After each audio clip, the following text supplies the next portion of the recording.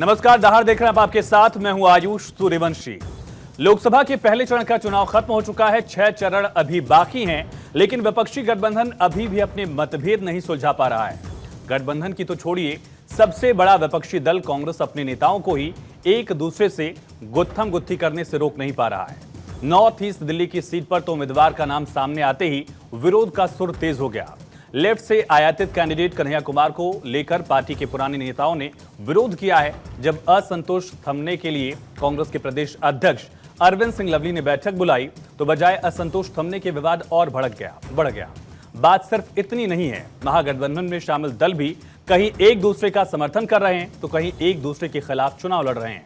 अब इतने अंतर विरोधों के साथ भला ये पीएम मोदी की अगुवाई वाली एनडीए का मुकाबला कैसे होगा, ये बड़ा सवाल है। और दहाड़ के सवालों का रुख करते हैं। महागठबंधन के अंदर इतनी गाढ़ तो कैसे लड़ेंगे चुनाव? कांग्रेस के नेता बीजेपी से लड़ने की जगह आपस में ही सिर्फ फुटबॉल क्यों कर रहे हैं? क्या कांग्रेस हाईकमान के कमजोर होने का यह नतीजा है? क्या इतने अंतर विरोधों के साथ विपक्ष एनडीए का मुकाबला कर पाएगा? एक राज्य में समर्थन, दूसरे में विरोध की नीति से क्या वोट मिल पाएगा? इन तमाम पहलुओं पर चर्चा के लिए हमारे साथ खास मेहमान जुड़ गए हैं। उनका तारुफ भी आपसे करा दें।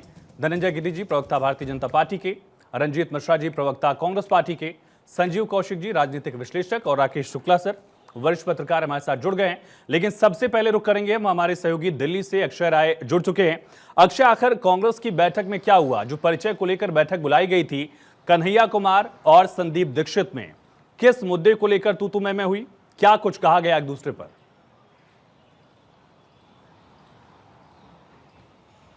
आयुष, सबसे बड़ी बात ये रही है कि बुलाया तो गया था कि एक दूसरे से परिचय हो सके, परिचय मिलन सम्मेलन समारोह आप जो भी बोल सकते हैं, वो रखा गया।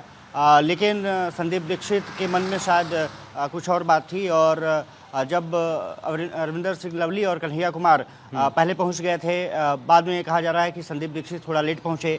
वो जाकर के पीछे की कुर्सी पर बैठ गए। अरविंदर सिंह लवली कांग्रेस अध्यक्ष हैं दिल्ली के, उन्होंने कहा कि संदीप जी आप आगे आ जाइए।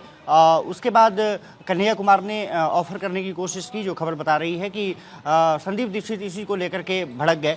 बाद में उन्होंने कन्हैया कुमार को बाहरी भी कर दिया। उस बात से कहीं ना कहीं वहाँ तनातनी का माहौल देखने को मिला और जो खबर निकल के सामने आ रही है कि बाहरी तक कह दिया गया संदीप दीक्षित द्वारा कन्हैया कुमार को। और इसको लेकर के कन्हैया कुमार ने भी जवाबी हमला किया। उन्होंने कहा कि आप शायद बीजेपी की भाषा बोल रहे हैं और इसको लेकर के ये कहा जा रहा है कि लगभग 15 से 20 मिनट तक बहस दोनों नेताओं के बीच में होती रही। बाद में उस मामले को सुलझाया गया, लेकिन ये कांग्रेस आलाकमान के नज़र में भी मामला आ चुका है। उसको खबर दबाने की कोशिश की गई, लेकिन ये खबर दबी नहीं है। दिल्ली कांग्रेस के नेता और खास करके सेंट्रल लीडरशिप इस पूरे मसले को लेकर के बातचीत करने को भी तैयार दिख नहीं रहे हैं। कहीं ना कहीं जो अंदरूनी कला है वो दिल्ली में दिखी है। और संदीप दीक्षित आलाकमान इस पर क्या कर रहा है? क्योंकि दोनों ही बड़े नेता हैं, एक राहुल गांधी के खास हैं और दूसरे संदीप दीक्षित खाटी नेता रहे कांग्रेस के। अक्षय, देखिए, मामला सुलझाने की कोशिश जारी है और क्योंकि संदीप दीक्षित भी इसी सीट से चुनाव लड़े थे मनोज तिवारी के खिलाफ और वो एक बार फिर से चाहते थे कि चुनाव फिर से लड़ा जाए, लेकिन कांग्रेस आलाकमान ने कन्हैया कुमार को वहां से टिकट दे दिया। दीपक बावरिया पर भी उन्होंने कटाक्ष किया संदीप दीक्षित ने और उन्होंने कहा कि आपने गलत तरीके से कैंडिडेचर यहाँ पर घोषित किया है, इसका परिणाम शायद बेहतर न हो। लेकिन अब सबसे बड़ी बात यह है कि कन्हैया कुमार इस अंतर विरोधों के बावजूद भी चुनाव नॉर्थ ईस्ट से कैसे लड़ेंगे, वो भी मनोज तिवारी के सामने। क्योंकि देखा जाए तो आयुष, एक सवाल और थोड़ा सा मैं जोड़ देता हूं, जिसमें कि कहा गया कि मनोज तिवारी ने लगभग 3 लाख से ज्यादा वोटों से संदीप दीक्षित को हराया था। अब सवाल यही उठता है कि इतने अंतर विरोधों के बावजूद भी कांग्रेस और विपक्षी दल मोदी सरकार का या फिर बीजेपी का सामना किस तरह करेंगे, ये देखना दिलचस्प। बहुत शुक्रिया अक्षय, तमाम जानकारी के लिए डिटेल में आपने जानकारी दी। रंजीत जी, पहला सवाल आपसे ही, आखिर ये कन्हैया कुमार का विरोध है या जो लेफ्ट विचारधारा कांग्रेस में आयातित हुई है कन्हैया कुमार के साथ, उसका भी विरोध दिख रहा है? क्योंकि लगातार ये सवाल उठ रहा है कि कांग्रेस के जो नेता कांग्रेस पार्टी छोड़ रहे हैं, उन्होंने राम मंदिर को लेकर भी कहा कि कांग्रेस का जो स्टैंड था, सनातन के मुद्दे को लेकर जो स्टैंड था, उससे वो संतुष्ट नहीं थे। रंजीत जी। आयुष जी, हम आह भी भरते हैं तो होते हैं बदनाम, वो कत्ल भी करते तो चर्चा नहीं होती। आप ये देखिए कि पूरा कर्नाटक में इनका कुनबा बिखरा हुआ है। ईश्वरप्पा जी अलग चुनाव लड़ रहे हैं, बाकी वहां पे सिर्फ फुटबॉल है, अलग अलग उम्मीदवार खड़े हो गए। कभी मीडिया में चर्चा आपको नहीं मिलेगी। नारायण राणे और अन्य नेताओं का महायुति में महाराष्ट्र में संग्राम छिड़ा रहा, इस पर कभी आप लोगों ने नोटिस नहीं किया होगा। बिहार में चिराग पासवान और पशुपति कुमार पारस, इनके बीच में भाजपा फंसी रही, कभी इस पर चर्चा नहीं हुई। लेकिन एक आज सूत्रों के हवाले से आपको खबर मिल गई कि कन्हैया कुमार के कैंडिडेचर को लेकर कोई विवाद है, तो तुरंत उस पर डिबेट हो गया। तो हम लोगों का विशेष ध्यान रखते हैं आप, इसके लिए बहुत बहुत धन्यवाद। रंजीत जी, पशुपति पारस और चिराग वाले विवाद पर हमने चर्चा की थी, महाराष्ट्र विकास अघाड़ी वाले मुद्दे, एमवीए के मुद्दे और महायुति पर भी हमने चर्चाएं की थी। कर्नाटक वाला विषय एक मुद्दा हो सकता है आपकी तरफ से जो कहा गया, लेकिन उसका सवाल आपने किया है तो मैं बीजेपी के प्रवक्ता से पूछूंगा। लेकिन जो मेरा सवाल था कि आखिर कांग्रेस में इस मुद्दे को लेकर अंतर्विरोध क्यों दिख रहा है? क्या लेफ्ट वाला जो धड़ा है वो हावी हो चुका है? रंजीत जी, नहीं, कोई अंतर विरोध नहीं है आयुष जी। कई बार क्या होता है कि एक सीट पर कई उम्मीदवार होते हैं, जो कि नॉर्थ ईस्ट दिल्ली सीट पर भी रही होगी स्थिति, तो उसमें थोड़ी बहुत बात होती है अंदरूनी पार्टी प्लेटफॉर्म पे। बाकी ऐसी कोई बात नहीं है, कोई नाराज नहीं है, कोई एक्सेप्टेंस में कमी नहीं है। कन्हैया कुमार को केंद्रीय चुनाव समिति ने बहुत सोच विचार कर वहां से उम्मीदवार बनाया है, और वो इस बार भारी मतों से जीतने वाले हैं नॉर्थ ईस्ट दिल्ली में। वास्तविकता ये है, तो इसलिए कोई अंतर विरोध नहीं, कोई विरोध नहीं, सब लोग एकजुट हैं। और नॉर्थ ईस्ट दिल्ली में चूंकि इन्होंने 7 में से 6 कैंडिडेट बदल दिए, केवल एक जगह नहीं बदला है, चूंकि इनको पता है कि इन लोगों ने काम नहीं किया।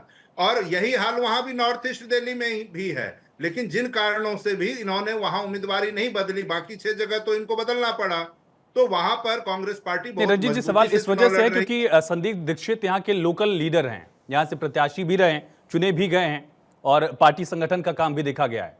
कन्हैया कुमार बिहार में सक्रिय थे, सीपीआईएम में थे, फिर वो कांग्रेस में आए। बिना संदीप दीक्षित के साथ के क्या वो मनोज तिवारी को चैलेंज दे पाएंगे?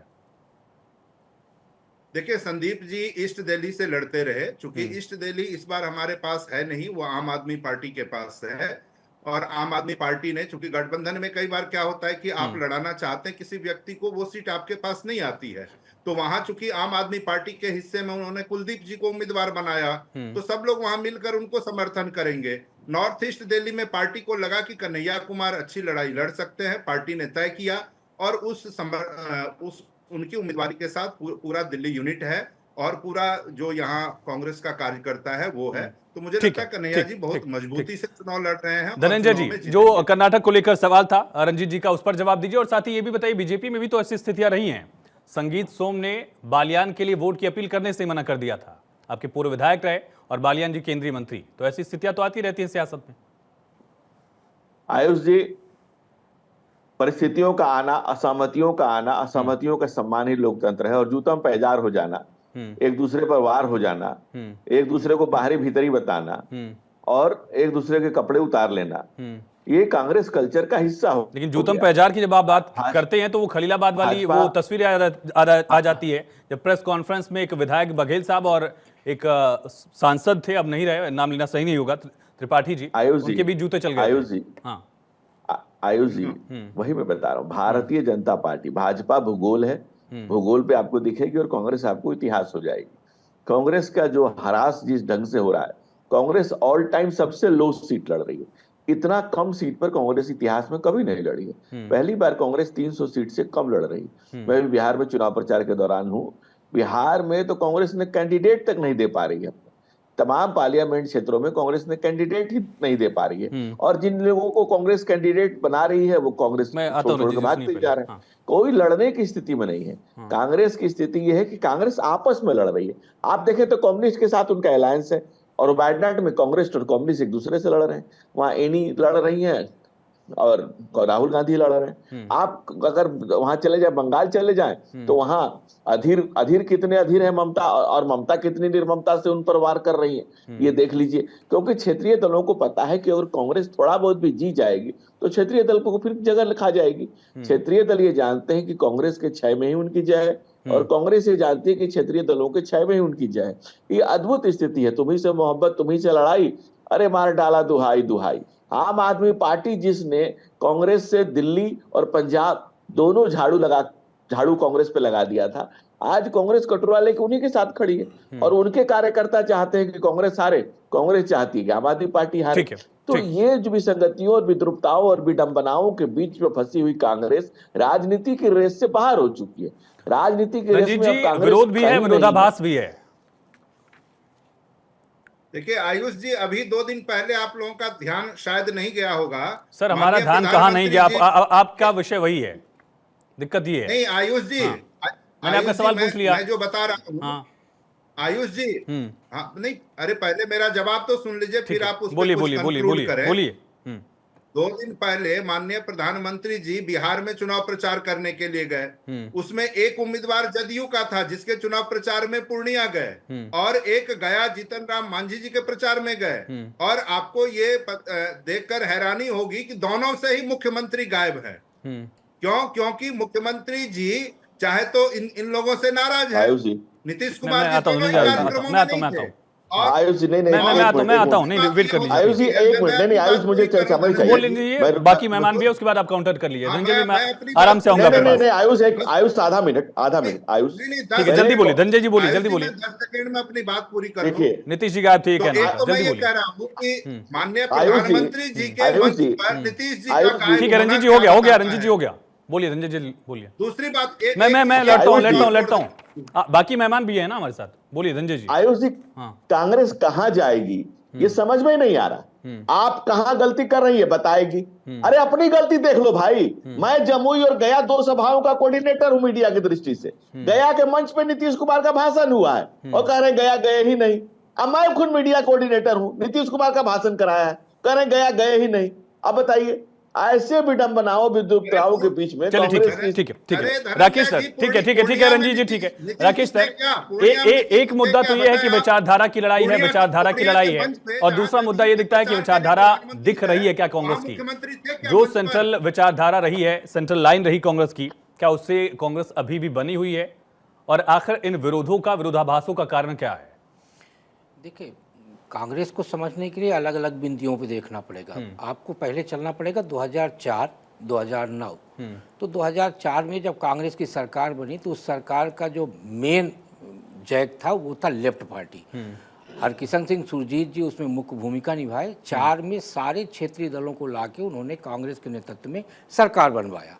सरकार बनने के बाद जब प्रधानमंत्री पद की बात आई तो उसमें भी हरकिशन सिंह सुरजीत जी की पसंद को ध्यान रखा गया। वहाँ से लेफ्ट का प्रवेश होता है कांग्रेस के अंदर। जो कहा जाता है ना कि कांग्रेस में कहीं ना कहीं एक नया प्रवाह आ गया है, वो वही कारण है कि 4 और दोबारा जब 9 में आई तो लेफ्ट पार्टी वहाँ तमाम ऐसे संगठन जो वैचारिक रूप से मजबूती प्रदान करते हैं, वहाँ लेफ्ट पार्टी ने अपने सदस्यों को बिठवाया।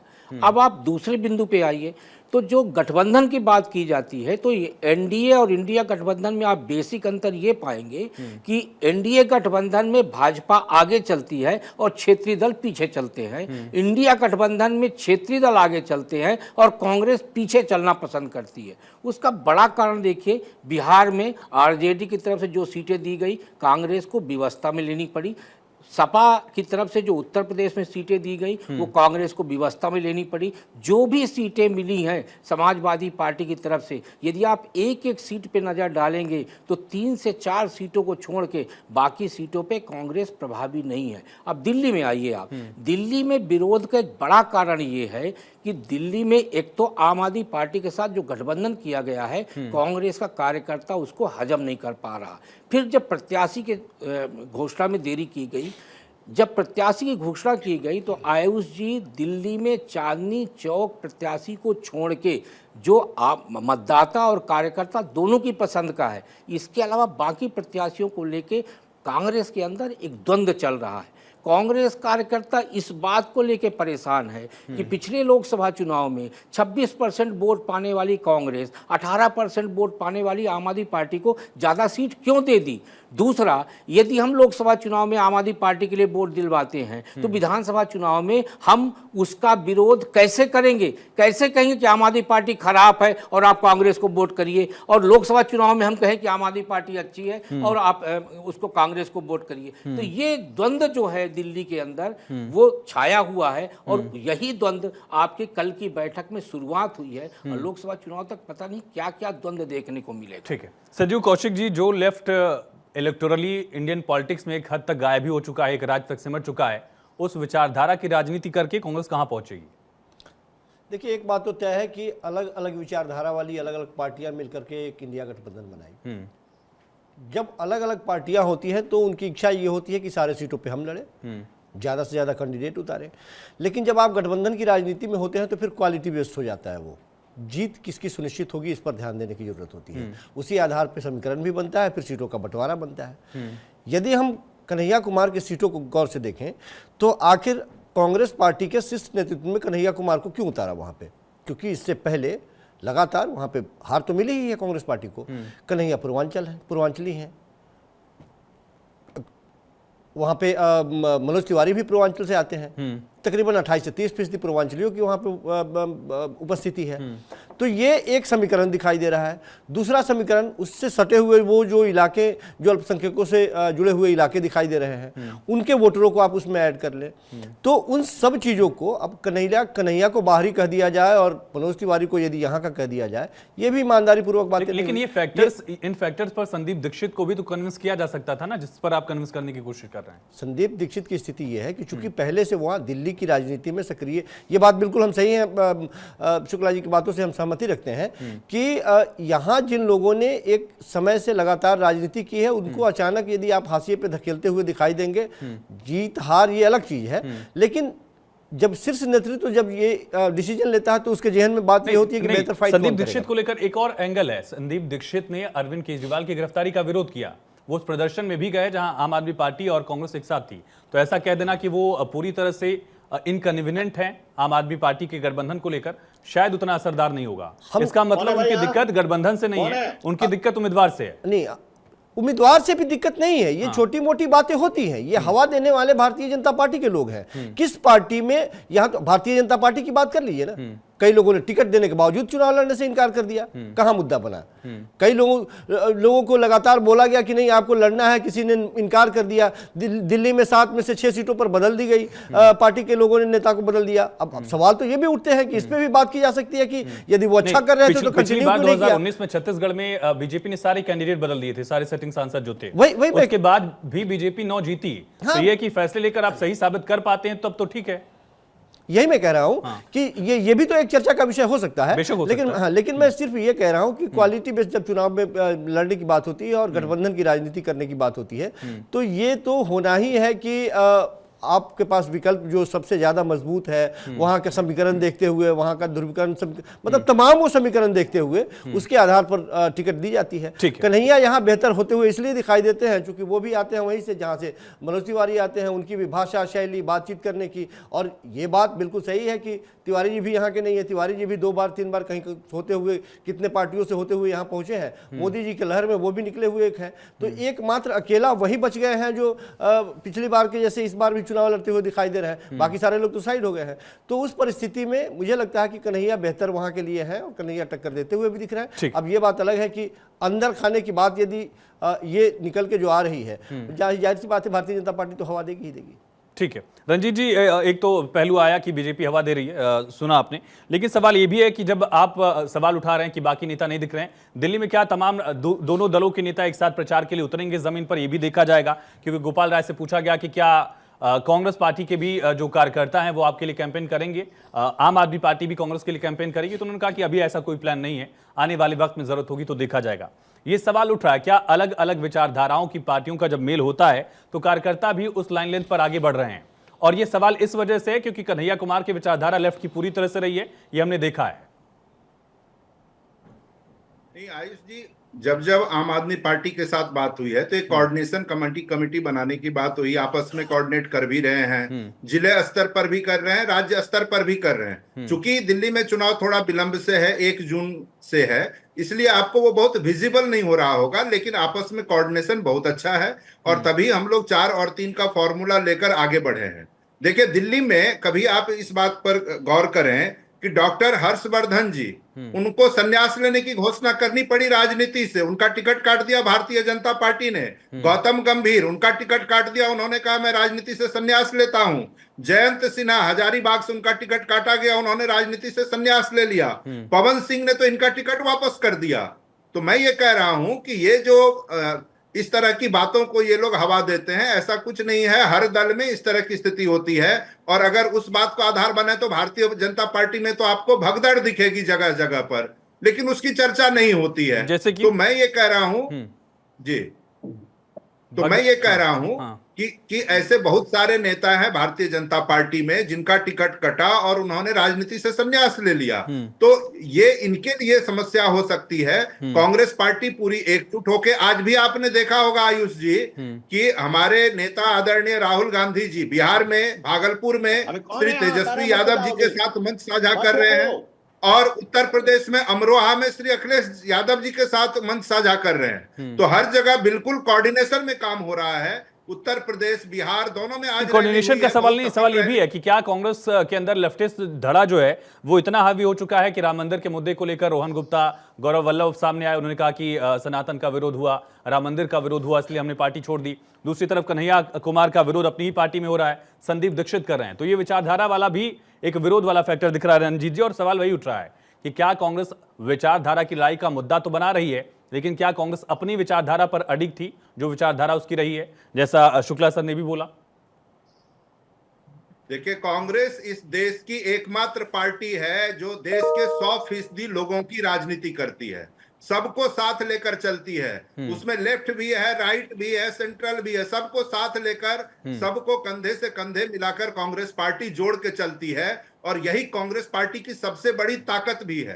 तो इसलिए ये छिटपुट बातें कभी कभी हो जाती है आपस में, मुझे नहीं लगता इसको इतने तूल ठीक है धनंजय, ये छिटपुट बातों को हवा दिया जा रहा है, और वाम और राम वाला एक सरकार वाला दौर तो हमने भारत में देखा ही है, जब आप भी लेफ्ट के साथ बाहर से ही सही, कम से कम अलायंस में तो थे ही आप लोग।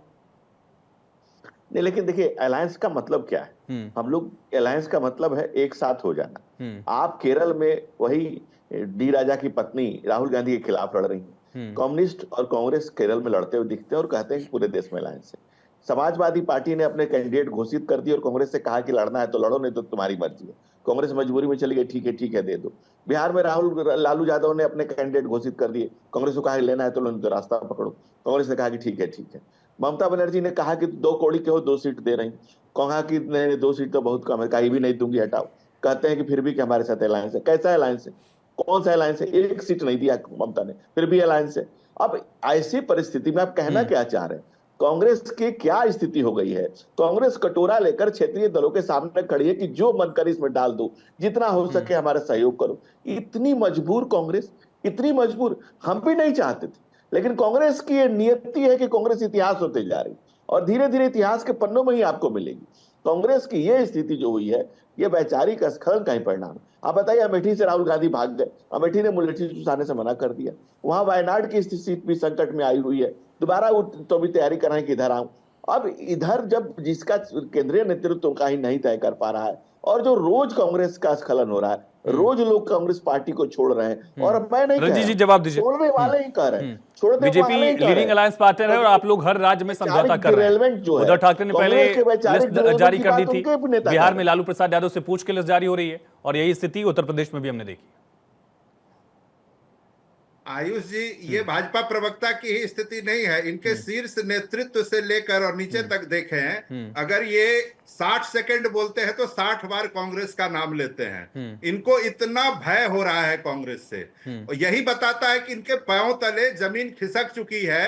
और कल जब पहले चरण का चुनाव हुआ ना, तो इनको ये पता चल गया है कि अब बोरिया बिस्तर बांधने का समय आ गया और झोला उठाकर जाने का समय आ गया। तो इसलिए ये इनकी बौखलाहट है, इनकी बौखलाहट में ये कांग्रेस करने लगते हैं। मुझे लगता है हमारा आधा प्रचार तो और भी लोग हैं, राहुल छाप और भी लोग हैं, ठीक है ना? मैंने कमेटी सिर्फ राहुल गांधी नहीं करते, और भी बचकानी बातें करने वाले लोग इनके सपने में भी कांग्रेस और हमारे नेता ही आते हैं, लेकिन राहुल बाबा की छाप सबके है। आप बताइए, जो लड़ ही नहीं रहे हैं वो कह रहे हैं कि हरा देंगे। अरे जब तुम 3 में ना 13 में, आप नहीं कहीं चुनाव के मैदान में ही नहीं है, कह रहे हैं कि हरा देंगे हरा देंगे। अरे चुनाव के मैदान में उतरिए तो सही। आपके पास बिहार में 10 सीटें, 10 में से 8-9 कैंडिडेट नहीं हो घोषित हुए और कह रहे हैं हरा देंगे। गजब स्थिति है। अरब के एक बड़े आलिम ने कहा था कि जिन्हें खुद की खबर नहीं खुदा का पता बताते हैं। जिनका कैंडिडेट नहीं घोषित तो चुनाव लड़ने की, चुनाव जीतने की बात कर रहे हैं। आप बताइए, कैंडिडेट नहीं घोषित कर पा रहे, कैंडिडेट मिल नहीं रहा है। रोज पार्टी ऑफिस में लोग इस्तीफों की झड़ी लगी हुई है। कांग्रेस पार्टी को छोड़ने में कंपटीशन लगा हुआ है कि कौन कितना जल्दी छोड़ेगा। आप और छोड़ने वाले क्या कह रहे हैं वो सुनिए। कह रहे हैं सनातन का विरोध कर रही है, कांग्रेस पे डिरेलमेंट है, कोई कुछ कह रहा है, कोई कुछ कह रहा है। कांग्रेस के जो कुर्ते हैं उसमें से जितने रेसे तो रंजीत जी वही तो सवाल है कि विचारधारा वाला कॉन्सेप्ट कहाँ है। डीएमके सनातन के विरोध की बात कर रही है, सनातन को एनिहिलेट करने की बात कर रही है। मंदिर के मुद्दे को लेकर आप लोग एक स्टैंड दिखा नहीं पाए, उसी मुद्दे को लेकर कई नेताओं ने पार्टी छोड़ दी। आयुष जी, हाल में इनके 4 नेताओं ने पार्टी छोड़ी। एक आपने देखा चूरू के सिटिंग एमपी इनका छोड़ के गए, इनका हिसार के एमपी ब्रजेंद्र सिंह छोड़ के गए, और इसी क्रम में बिहार में अजय निषाद छोड़ के गए। ठीक है, मीडिया में इन सब की ज्यादा चर्चा नहीं होती। मध्य प्रदेश के अजय प्रताप सिंह की भी चर्चा होती है, सारी चर्चाएं होती हैं। कुछ नाम आप भूल जाएंगे तो वो भी गिना दूंगा मैं, जो चर्चाएं की हमने। आयुष जी, आपने अच्छा नाम याद दिलाया। अजय प्रताप सिंह ने पार्टी छोड़ते हुए क्या क्या कहा। उन्होंने कहा कि भारतीय जनता पार्टी भ्रष्ट पार्टी बन चुकी है, बेईमानों को संरक्षण देने वाली पार्टी बन चुकी है, इस पार्टी के कथनी और करनी में अंतर है, और ये पहले वाली भाजपा नहीं है। ये उस राज्यसभा के इनके जो सांसद है मध्य प्रदेश से, शर्मा जी, ये उनके बयान है। अभी वित्त मंत्री निर्मला सीतारमण जी के पति जो अर्थशास्त्री भी हैं, उन्होंने 2 बातें कही। उन्होंने कहा कि ये जो इलेक्टोरल बॉन्ड है, ये भारत ही नहीं दुनिया का सबसे बड़ा आर्थिक घोटाला है। दूसरी बात उन्होंने कहा कि आज जितना आप बांटने वाली बात छोटे छोटे जगहों पे छुटभैया नेताओं से सुनते हो, ये बात लाल किले के प्राचीर से आपको सुनना पड़ेगा अगर ये सरकार दोबारा रिपीट होती है तो ये तो संविधान बदलने वाली सरकार है। आपको ध्यान होगा इनके एमपी अनंत हेगड़े ने क्या कहा कि 400 सीट आप दे दीजिए। इस पर लौटते हैं। लेकिन राकेश सर, आखिर जो सनातन वाला मुद्दा था, क्या वो लेफ्ट की हावी होती विचारधारा कांग्रेस पर असर डाल रही है? दरअसल कांग्रेस शुरू से असमंजस में है। कांग्रेस की ये समझ में नहीं आ रहा कि वो किसके साथ जाए। वो हमेशा 2 दृष्टिकोण लेके चली, एक हिंदू एक मुस्लिम का। जब तक मजबूत विपक्ष नहीं था तब तक उसका ये दृष्टिकोण चलता रहा, और जब तक मुस्लिम समाज के सामने भी कोई विकल्प नहीं था वो इस दृष्टिकोण के साथ था। आप देखेंगे कि ब्राह्मण, ठाकुर, एक बड़ा तबका, ओबीसी और दलित, ये कांग्रेस के साथ था और मुस्लिम समाज भी उसके पीछे खड़ा हुआ था। लेकिन धीरे धीरे आप देखेंगे कि 89 के बाद, 89 में जब भारतीय जनता पार्टी ने पहली बार 3 मुद्दों को शामिल किया, धारा 370, राम मंदिर और यूसीसी, तीनों मुद्दों को शामिल करने के बाद 2014 के बाद भारतीय जनता पार्टी ने 2 मुद्दों को सॉल्व किया, राम मंदिर और धारा 370। उसके बाद देश के जनमानस के बीच में खासकर हिंदू समुदाय, जिसको हम हिंदुत्व की बात करते हैं, प्रधानमंत्री की तरफ से ये खुला एजेंडा तो नहीं रखा गया, लेकिन उन्होंने स्पष्ट किया कि देश में हिंदुत्व की धारा को आगे लेकर चलने का सामर्थ्य सिर्फ भारतीय जनता पार्टी के पास है। कांग्रेस इस असमर्थता में फंसी रही, असमंजस में फंसी रही कि वो किस तरफ जाए, और ऐसे में उसका एक बड़ा वोट बैंक बिखरता गया। कुछ क्षेत्रीय दलों के साथ चला गया, कुछ भारतीय जनता पार्टी के साथ चला गया। ऐसे इसीलिए आज आप देखिए कि जब राम मंदिर का निर्माण होने के बाद उद्घाटन का निमंत्रण दिया गया तो कांग्रेस में 2 तरह की धाराएं देखने को मिली। विक्रमादित्य जैसे नेता जो हिमाचल प्रदेश में वीरभद्र जी के पुत्र हैं और मंत्री भी हैं, उन्होंने सरेआम कहा कि राम मंदिर निर्माण अच्छा है और हमें उद्घाटन में जाना चाहिए। वहीं एक दूसरा पक्ष भी था जो कह रहा था कि राम मंदिर निर्माण के बाद उस न्योते पे नहीं जाना चाहिए। लेकिन उसी मुद्दे पर कई कांग्रेस नेताओं ने पार्टी छोड़ी भी। प्रमोद कृष्ण को बाहर निकाला गया, रोहन गुप्ता, गौरव वल्लभ, एक लंबी लिस्ट है जो राम मंदिर को लेकर या सनातन के मुद्दे को लेकर कांग्रेस पार्टी से बाहर है। वही हम कह रहे कि सनातन को लेके आज भी कांग्रेस भले ही ये दावा करे कि राजीव गांधी जी की तरफ से राम मंदिर का पट खोला गया, लेकिन आप उस परिस्थिति को देखिए कि राम मंदिर का पट तब खोला गया जब शाहबानो केस में राजीव गांधी जी विवाद से घिर गए और अगर मैं सही रिकॉल कर रहा हूं तो कोर्ट का आदेश था वो। जी बिल्कुल। तो उन स्थितियों में ही आप देखिए कि उन्होंने पट खुलवाया, लेकिन हम ये कह रहे हैं कि राम मंदिर का पट राजीव गांधी जी की तरफ से खुलवाया गया तो कांग्रेस दम मार के क्यों उस समय पर नहीं खड़ी हुई कि राम मंदिर का निर्माण होगा, हम उसके साथ हैं और ये पट कांग्रेस की तरफ से खुलवाया गया। उन मुद्दों का 24 के थी। चुनाव में क्या असर है सर? जी, उन मुद्दों का 24 के चुनाव में क्या असर दिख रहा है? देखिए आज की डेट में उन मुद्दों का असर नहीं दिख रहा। अब आप देखिए कि प्रधानमंत्री जी की तरफ से 3 चीजें बड़ी स्पष्टता के साथ चली गई। पहला, कांग्रेस मुक्त भारत। दूसरा, फिर उन्होंने राम मंदिर का निर्माण को लेके एक बड़ा सा माहौल तैयार हुआ पूरे देश में। तीसरा, अब वो कह रहे हैं कि भारतीय जनता पार्टी की सरकार 2047 का लक्ष्य लेके चल रही है। 2014 में उन्होंने 2022 का लक्ष्य रखा था और 2022 के बाद वो 2047 का लक्ष्य लेके चल रहे हैं। तो आप देखिए भविष्य का सपना दिखाने का काम भारतीय जनता पार्टी कर रही है और कांग्रेस एवं अन्य क्षेत्रीय दल जो विपक्षी गठबंधन में शामिल हैं वो सिर्फ एक एजेंडे पे काम कर रहे हैं कि इनको 400 पार हम नहीं जाने देंगे। राहुल गांधी भी ये आंकड़ा तो बताते हैं कि भारतीय जनता पार्टी 180 से 150 में आ गई है, लेकिन राहुल गांधी अखिलेश दोनों बगल में बैठ के ये दावा नहीं करते कि विपक्षी गठबंधन हमारा 250 सीट लाने वाला है। तो इससे मतदाता और कार्यकर्ता दोनों के पास एक सकारात्मक मैसेज भेजने में इंडिया गठबंधन फेल है। संजीव कौशिक जी, विचारधारा की लड़ाई तो है, लेकिन क्या एक विचारधाराएं हैं अलग अलग दलों की? डीएमके की विचारधारा कुछ अलग है सनातन को लेकर, कांग्रेस उसको डिफेंड करती रही है, भले ये क्लैरिटी देने की कोशिश करती रही कि डीएमके की बात हो सकती है, हमारी बात नहीं है। तो ये विचारधारा की लड़ाई अलग अलग विचारों के साथ कैसे होगी? आयुष, देश की जनता बहुत समझदार है। अब वो इस मुगालते में नहीं है कि कोई यदि पार्टी छोड़ रहा है तो विचारधारा की वजह से छोड़ रहा है। यदि कांग्रेस पार्टी से कोई जाता है तो ये कहते हुए चला जाता है कि सनातन का यहाँ अपमान किया जाता है इसलिए हम छोड़ रहे हैं, तो तब क्यों नहीं छोड़ा, आज क्यों छोड़ा? सवाल तो उठेंगे ना। जाने वाले जाएंगे, वो अपने सुविधा अनुसार वो राजनीति। मेरा सवाल तो ये था कि विचारधारा की लड़ाई में अलग अलग विचार कैसे हो सकते हैं? डीएमके कहती है सनातन खत्म कर देंगे, कांग्रेस तो ऐसा कहेगी नहीं, भले उस पर साइलेंट रहे। तो ये अलग अलग विचार हुए ना। मैंने कहा कि अलग अलग पार्टियों का गठजोड़ बना के एक गठबंधन बना है। इससे पहले भारतीय जनता पार्टी जितने भी पार्टियों के जो कांग्रेस पार्टी के साथ है या इंडिया गठबंधन के लोग हैं, तकरीबन 80% पार्टियों के साथ तो भारतीय जनता पार्टी रही है और वो भी दोयम दर्जे की पार्टी बन के रही है। सब जगहों में सरकार में रही है, वो केंद्र में रही है, मतलब जो स्थिति बीजेपी की उस समय थी वो कांग्रेस की हो गई आज। वो अब वही मैं बता रहा हूं कि केंद्र में जब आपकी सरकार होती है तो फिर आप मजबूती के साथ बाकी हर स्टेट में या हर वैसे क्षेत्रीय दलों के साथ मजबूती से बड़े भाई की भूमिका में आप होते हैं। लेकिन जब केंद्र की सरकार आपकी खत्म हो जाती है तो आप में भगदड़ की भी स्थिति होती है। फिर विचारधारा भी लोग ढूंढते हैं उसमें कि विचारधारा की कमी हुई है। फिर ये भी देखते हैं कि आप दूसरे जगह पे जा रहे हैं, में जा रहे हैं, तो वहां पे आप सेकेंडरी बन के रह रहे हैं। मजबूरी ये है कि जब लेकिन जनता में संदेश क्या जा रहा है? आपकी विचारधारा एक है नहीं, आपके मुद्दे एक है नहीं, आपका घोषणा पत्र भी एक नहीं है, सिर्फ मोदी को हटाना, ये नैरेटिव जनता कैसे स्वीकारेगी? इसीलिए मैंने कहा कि जब भारतीय जनता पार्टी की चाहे वो अटल बिहारी वाजपेयी जी की सरकार हो या बाद वाली जो सरकार हो, तमाम वो विपक्षी पार्टी वो छोटी छोटी दलों को मिलाकर के जब एक साथ सरकार बनी थी, क्या वो सारे विचारधारा मिलते थे? क्या नहीं मिलते थे ना। भारतीय जनता पार्टी पीडीपी से मिलकर जब सरकार बनाती है जम्मू कश्मीर में, क्या विचारधारा मिलता था? एक जिसको आप आतंकवादी और उग्रवादी कहते हैं उसे वो शहीद का दर्जा देती है।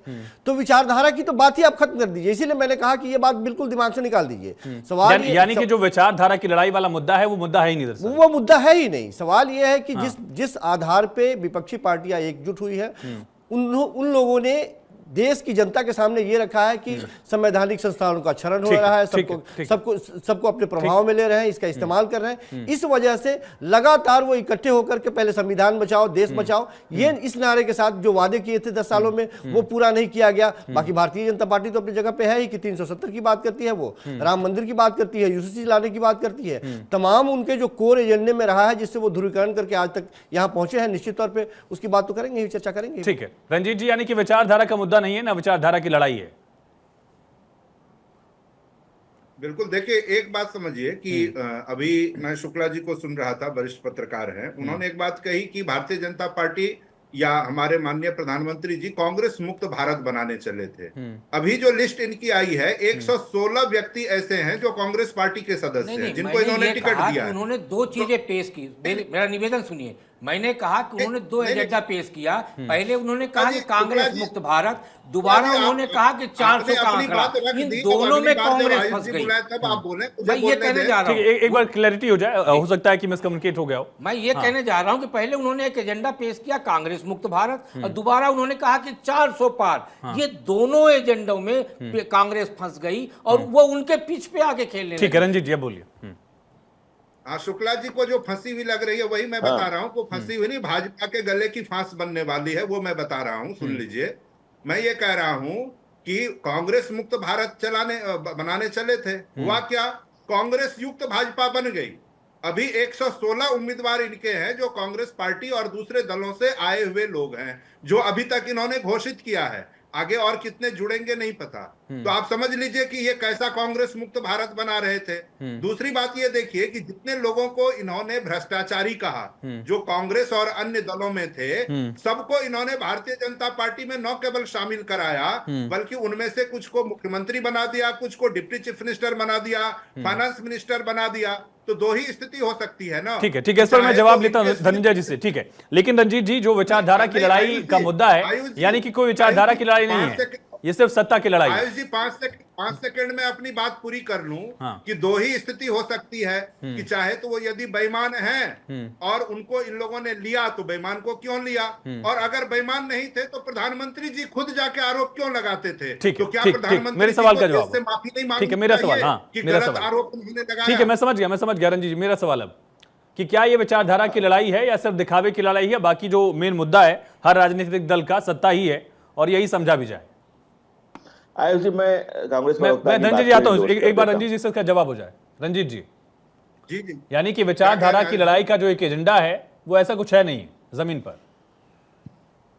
देखिए, कांग्रेस पार्टी लगातार विचारधारा की लड़ाई लड़ रही है। जो अवसरवादी व्यक्ति हैं, जिनको लगता है कि अभी भाजपा के जाने से उनका लाभ हो सकता है, वही लोग जा रहे हैं। जो विचारधारा के साथ हैं, आज भी पूरी मजबूती के साथ कांग्रेस पार्टी के साथ हैं और वहां बूथ स्तर तक लड़ाई लड़ रहे हैं। तो विचारधारा तो बिल्कुल है, और ये विचारधारा की ही लड़ाई है मूलतः। तो ये मुद्दा जो बीजेपी के लोग, कांग्रेस के लोग जो बीजेपी में गए उनको टिकट मिला, ये आपके यहां भी दिख रहा है। कसबा को टिकट आपने दिया, चुनाव लड़े चूरू से। हिसार में भी बहुत ज्यादा संभावना है कि वीरेंद्र सिंह के परिवार को, उनके बेटे को टिकट मिल सकता है। उनकी पत्नी भी कहीं हो सकता है, इसी साल विधानसभा चुनाव है, वहां आप लोग फिर से टिकट दे घर वापसी के बाद। तो ये लड़ाई, ये मुद्दा आपके लिए भी उतना ही है जितना बीजेपी के लिए है। रंजीत जी। आयुष जी, ऐसा है जिनका आप चौधरी वीरेंद्र सिंह कांग्रेस के बहुत बड़े नेता रहे, आपको पता होगा, हरियाणा में उनका पूरा परिवार, उनकी पत्नी भी कांग्रेस की विधायक, उनकी पत्नी का नाम प्रेमलता है, उनके बेटे सांसद रहे ब्रिजेन, मुझे पता है रंजीत जी। मेरा ये सवाल है कि आप भी तो ऐसा ही कर रहे हैं कि जो दूसरे दल से आते हैं आप भी टिकट दे रहे हैं उनको, वही बीजेपी भी कर रही है।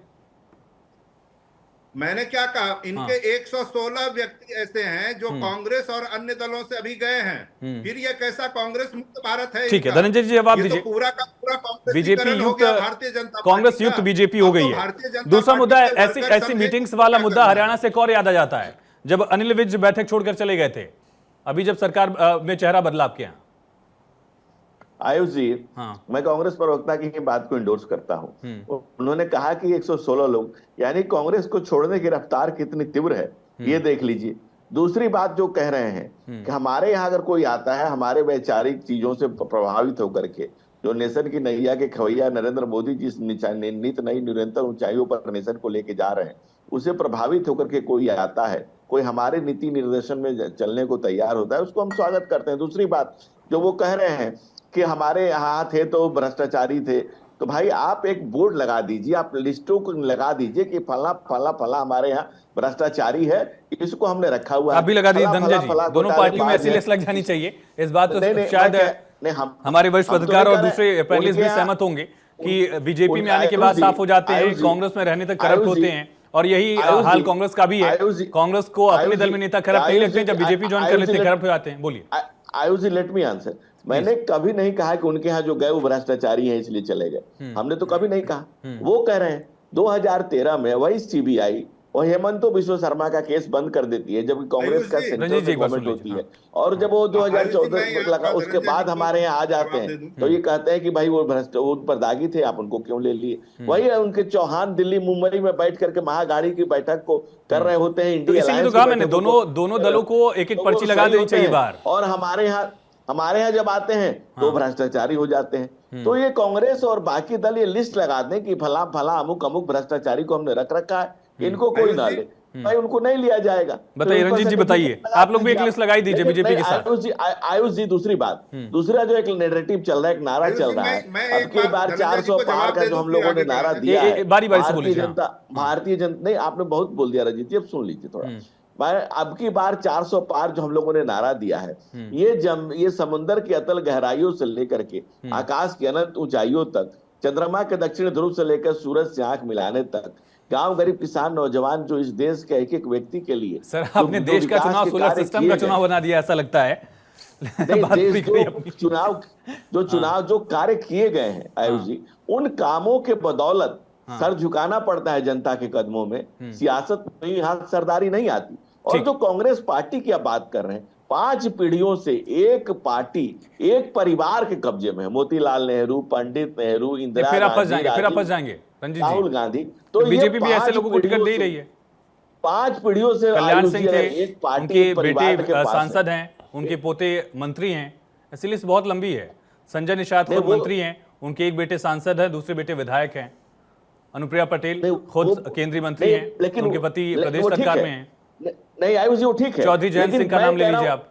आयुष जी, 5 पीढ़ी, मैं भारतीय जनता पार्टी का नेता हूं, और भाजपा में ये तय है कि अगला अध्यक्ष कौन होगा, ना मैं जानता हूं ना आप जानते हैं। और लेकिन अगर एक पार्टी, एक परिवार ही चला रहा हो, तो वो लोकतंत्र के, लोकलाज के ख्याल से भी ठीक नहीं, और उसको लोकतंत्र का नाम देना भी गलत हो। अगर सब कुछ ठीक है तो इतनी भागा दौड़ी क्यों दिख रही है पार्टी में? हर हफ्ते एक एक नेता पार्टी छोड़कर चले जाते हैं आपके यहाँ। रोज, हफ्ते कहाँ, रोज। अभी 2-3 बिंदुओं पर धनंजय जी ने बात की, मैं थोड़ा जवाब दे दूं संक्षेप में। देखिए, इन्होंने कहा कि हम लोग भ्रष्टाचारी कहते हैं, ये गलत बयानी हो जाएगी। माननीय प्रधानमंत्री जी गए और उन्होंने रंजीत जी, उस पर तो चर्चा हो ही गई ना। आप लोग दोनों लोग एक दूसरे की पार्टी में करप्ट कौन है बयानों में कम से कम उसकी एक लिस्ट लग जाए। नहीं आयुष जी, मैं केवल ये कह रहा हूं कि ये आरोप हमारे नहीं है। वो माननीय प्रधानमंत्री जी खुद कहते थे कि एक व्यक्ति है नेचुरली करप्ट पार्टी में जो 70,000 का घोटाला किया, और उसको उन्होंने अगले ही दिन डिप्टी चीफ मिनिस्टर बना दिया, फाइनेंस मिनिस्टर बना दिया। ठीक है, ये मुद्दा हो गया। जवाब ये हम वो इनको अपने शीर्ष नेता से मांगना चाहिए कि भाई आपने जिसको भ्रष्टाचारी कहा, अगले दिन आपने कैसे उसको डिप्टी चीफ मिनिस्टर और फाइनेंस मिनिस्टर बना दिया। हेमंत शर्मा को ठीक है। और परिवारवाद पे आयुष जी, ये तो अभी बिहार में जब प्रधानमंत्री जी गए थे इससे पहले वाली बैठक में, तो उनके एक तरफ रामविलास जी के पुत्र, दूसरे तरफ रामविलास जी के दामाद। वो तो सवाल मैंने पूछ लिया। धनंजय जी ने ये कहा कि कांग्रेस पार्टी में अगला अध्यक्ष कौन होगा ये परिवार डिसाइड करता, बीजेपी में डिसाइड नहीं होता। ये वाला सवाल तो मैंने आपसे ज्यादा एग्जांपल देकर पूछ लिया उनसे।